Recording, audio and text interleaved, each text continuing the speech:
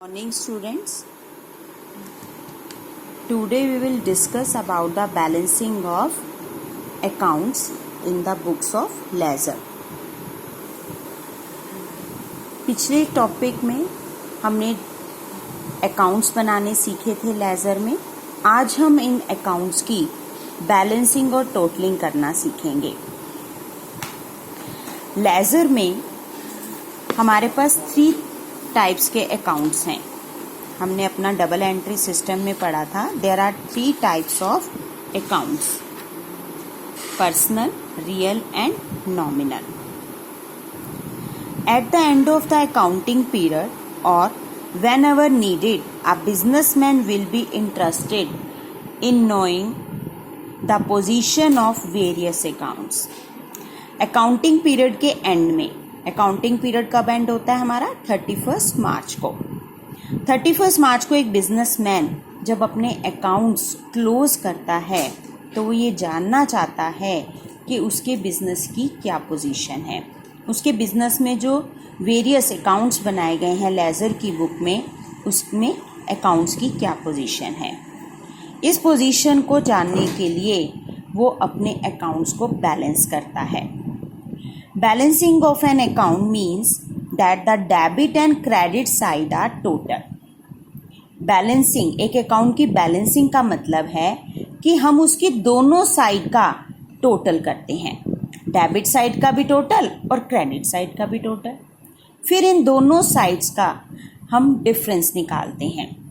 The difference between 2 sides in inserted on the side which is shorter so as to make their totals equal. Balancing करने के लिए हम accounts की दोनों sides का total करते हैं. डेबिट का भी टोटल और क्रेडिट का भी टोटल. और जो साइड छोटी होती है उस साइड हम बैलेंस लिखते हैं.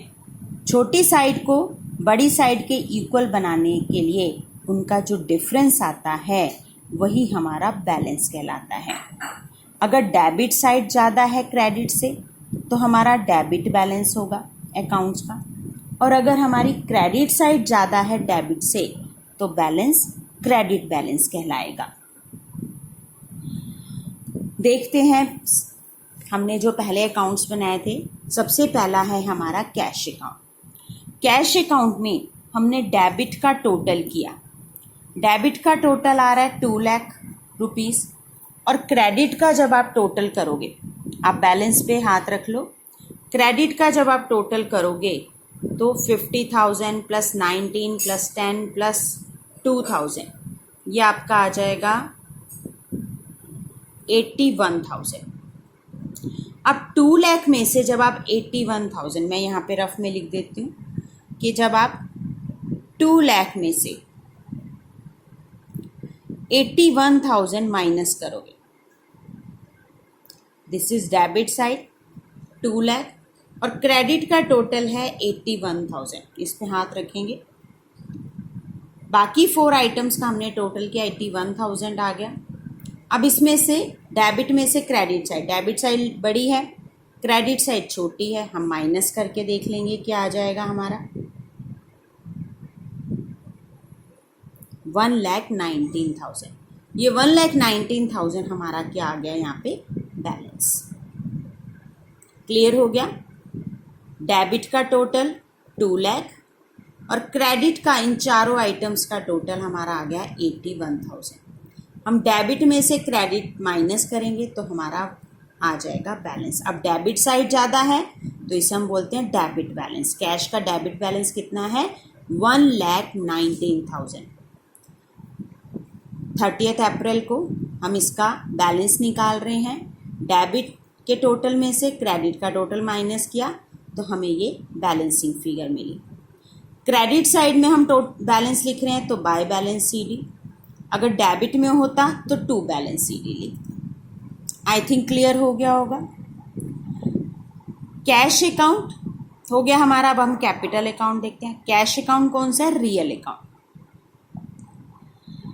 रियल और पर्सनल अकाउंट का जब हम बैलेंस निकालते हैं तो या तो वो डेबिट बैलेंस आता है या क्रेडिट बैलेंस आता है. पर्सनल अकाउंट के या तो डेबिट बैलेंस होंगे या क्रेडिट बैलेंस होंगे, लेकिन रियल अकाउंट के हमेशा हमें डेबिट बैलेंस मिलते हैं। कैपिटल अकाउंट जो है वो हमारा पर्सनल अकाउंट है। अब यहाँ पे हम देख रहे हैं कि हमारी क्रेडिट साइड है 2 लाख और डेबिट में कोई फिगर नहीं थी, तो इसका मतलब हम बैलेंसिंग कर रहे हैं। क्रेडिट में से डेबिट में 0 था, तो हमारा बैलेंस आ गया 2 लाख। तो हम यहाँ डेबिट में देखो क्या लिखा 30 अप्रैल को, टू बैलेंस कैरी डाउन, यहाँ पे लिख देंगे। ठीक है। अब यही बैलेंस को जब हम आगे कैरी फॉरवर्ड करते हैं नेक्स्ट मंथ, जैसे अब हमने ऊपर कैश में भी किया 30 अप्रैल को, तो नेक्स्ट हमारी डेट जो आएगी यहाँ पे क्या आ जाएगी 1 मई। 1 मई को हम यहाँ नीचे मेंशन कर देंगे टू बैलेंस ब्रॉट डाउन। यहाँ पे स्पेस कम है तो थोड़ा मैं यहाँ नीचे लिख रही हूँ 1,19,000। इसी तरह कैपिटल में हमने 1 अप्रैल को था हमारा बाय कैश 2 लाख, क्रेडिट का टोटल, डेबिट में कोई एंट्री नहीं थी, तो हमारा बैलेंस आ गया 2 लाख। अब इस बैलेंस को हम ट्रांसफ़र करेंगे नेक्स्ट मंथ, तो यहाँ पे आ जाएगा मई 1 को क्रेडिट साइड में by balance BD, opening balance आ गया 1 मई को, by balance brought down, B/D को ब्रॉट डाउन बोलते हैं, और यहाँ पे हम लिख देंगे 2 लाख। तो पहले हमने कैश अकाउंट यानी रियल अकाउंट की बैलेंसिंग देखी, अब यहाँ पे हमने पर्सनल अकाउंट की बैलेंसिंग देखी। नेक्स्ट जो हमारा अकाउंट है वो है परचेज अकाउंट, वो होता है नॉमिनल अकाउंट। नॉमिनल अकाउंट की बैलेंसिंग करने की कोई ज़रूरत नहीं होती, क्योंकि नॉमिनल अकाउंट में मोस्टली हमें एक ही साइड ट्रांजैक्शंस देखेंगे पोस्टिंग करते किए हुए। तो यहाँ परचेज अकाउंट में तुम देख रहे हो कि सिर्फ डेबिट में आपके ट्रांजैक्शंस हैं, इनका टोटल कर लोगे दैट इज़ 91,000। तो इनका टोटल ही हम ट्रायल बैलेंस में डाल। अब ये क्यों कर रहे हैं हम लेज़र के बैलेंस और टोटल, क्योंकि जितने भी टोटल हम इसके फाइनेंशियल अकाउंटिंग ईयर के एंड में हम अपने अकाउंट्स की फाइनेंशियल पोजीशन जानना चाहते हैं और इसकी अर्थमेटिकल एक्यूरेसी चेक करने के लिए ट्रायल बैलेंस बनाते हैं। ट्रायल बैलेंस में इन्हीं अकाउंट्स के टोटल और बैलेंस हम ट्रांसफ़र करेंगे। रियल और पर्सनल अकाउंट के बैलेंस निकालते हैं, लेकिन नॉमिनल अकाउंट के हमें बैलेंस निकालने की कोई ज़रूरत नहीं है, यहाँ पे हम सिर्फ टोटलिंग करते हैं। परचेज अकाउंट में डेबिट का टोटल 91,000 आ गया। इसी तरह हम देख रहे हैं purchase return account. Purchase return account में भी हम देख रहे हैं सिर्फ क्रेडिट साइड एंट्री है, डेबिट में नहीं है, तो हम इसका भी टोटल कर लेंगे दैट इज़ 5,000। नेक्स्ट है हमारा Vishal trading company, that is personal account. लेकिन यहाँ पे हम देख रहे हैं कि दोनों साइड का टोटल बराबर आ रहा है, क्रेडिट में 25,000, डेबिट में 25,000, दोनों का बैलेंस 0 है। तो यहाँ बैलेंसिंग नहीं निकालेंगे, क्योंकि जब दोनों साइड इक्वल हो गई तो इसका कोई बैलेंस नहीं है। यानी हमने विशाल ट्रेडिंग कंपनी को कुछ भी नहीं देना, हमने उसके पैसे चुका दिए, पूरे हो चुके हैं। नेक्स्ट हम देख लेते हैं, नेक्स्ट है हमारा मोहन गारमेंट्स। मोहन गारमेंट्स भी जो है वो हमारा पर्सनल अकाउंट है।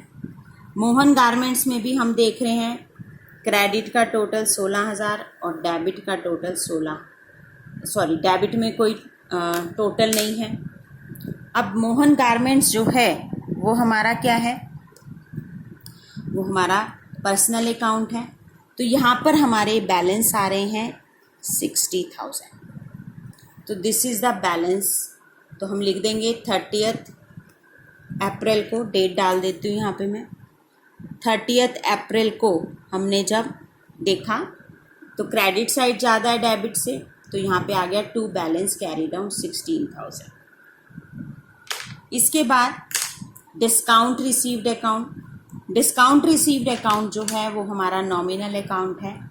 नॉमिनल अकाउंट में हम सिर्फ टोटल निकालते हैं, बैलेंस नहीं करते। यहाँ पे हमने टोटल कर दिया 1,000। ड्राइंग्स अकाउंट हमारा पर्सनल अकाउंट है। यहाँ पे डेबिट में 10,000 है, क्रेडिट में कुछ नहीं है, तो डेबिट साइड ज़्यादा है, हमने यहाँ पे बैलेंस निकाल लिए। बाय बैलेंस कैरी डाउन, जब हम क्लोजिंग लिखते हैं तो carry down, by balance carry down 10,000 आ गया। रेंट अकाउंट भी हमारा नॉमिनल है। नॉमिनल में हम देख रहे हैं सिर्फ डेबिट साइड एंट्री है, तो यहाँ पे सिर्फ आप टोटल कर लोगे। No need to require balancing of nominal account. यहाँ पे मैंने नीचे भी लिख दिया है कि ब्लू स्टार वाले रियल अकाउंट हैं, ऑरेंज वाले पर्सनल और येलो नॉमिनल। जहाँ पे मैंने ब्लू पेन से सर्कल किया that is total of nominal account, no need to balancing. जहाँ पे मैंने ग्रीन सर्कल किया है that is balancing of personal account and real account. तो अब आपको समझ आ गया होगा कि बैलेंस हम कैसे निकालते हैं। रियल और पर्सनल अकाउंट में हम डेबिट और क्रेडिट दोनों साइड का टोटल करते हैं। जो साइड ज़्यादा है, बड़ी है, उसमें से छोटी साइड माइनस करेंगे और जिस साइड अमाउंट कम है यानी छोटी साइड ही हम बैलेंस लिखते हैं। दोनों का जो डिफरेंस आ जाता है। क्लोजिंग बैलेंस में हम लिखते हैं balance carry down. Credit side लिख रहे हो तो by balance carry down, debit में लिख रहे हो तो टू बैलेंस कैरी डाउन। ये हम मंथ की एंड लास्ट डेट को कर रहे हैं। नेक्स्ट मंथ की ओपनिंग में इसको हम दूसरी साइड लेकर जाते हैं, तो वहाँ पे हम इसको अगर डेबिट से क्रेडिट साइड जा रहा है ओपनिंग तो बाय बैलेंस ब्रॉट डाउन, और अगर क्रेडिट से डेबिट की तरफ जा रहा है तो टू बैलेंस ब्रॉट डाउन। तो आपको ये समझ आ गया होगा। Thank you and have a nice day.